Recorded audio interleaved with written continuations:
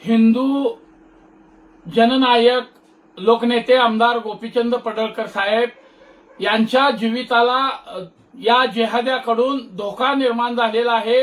कारण ते संपूर्ण महाराष्ट्रामध्ये लव जिहाद असेल, मूर्त्यांची तोडफोड असेल, हिंदूंच्या भावनेशी खेळणाऱ्या या जिहाद्यांच्या विरोधामध्ये सातत्यानं परखड भूमिका मांडत असतात।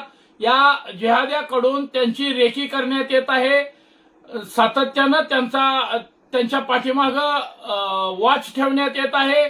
मी सरकारला विनंती करतोय की लोकनेते गोपीचंद पडळकर साहेब यांच्या जीविताला कोणत्याही क्षणी धोका होऊ शकतो। सरकारनं तातडीनं यांना झेड दर्जाची सुरक्षा द्यावी। आम्ही हिंदू सर्व संघटनांच्या वतीनं बुधवारी या महाराष्ट्राचे कणखर आणि संवेदनशील मुख्यमंत्री माननीय देवेंद्रजी फडणवीस साहेब यांच्याकडे निवेदन देणार आहोत। कारण गोपीचंद पडळकर साहेबांचा जीव हा महाराष्ट्रातील तमाम बहुजन व हिंदू बांधवांच्या दृष्टीने अत्यंत महत्वाचा आहे।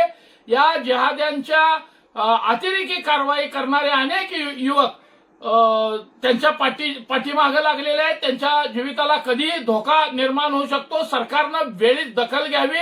आम्ही सर्वजण हिंदू बांधव, बहुजन बांधव देवेंद्रजी फडणवीस साहेब यांना विनंती करतोय की हा हिंदूंचा शेर आपण सांभाळला पाहिजे आणि जपला पाहिजे।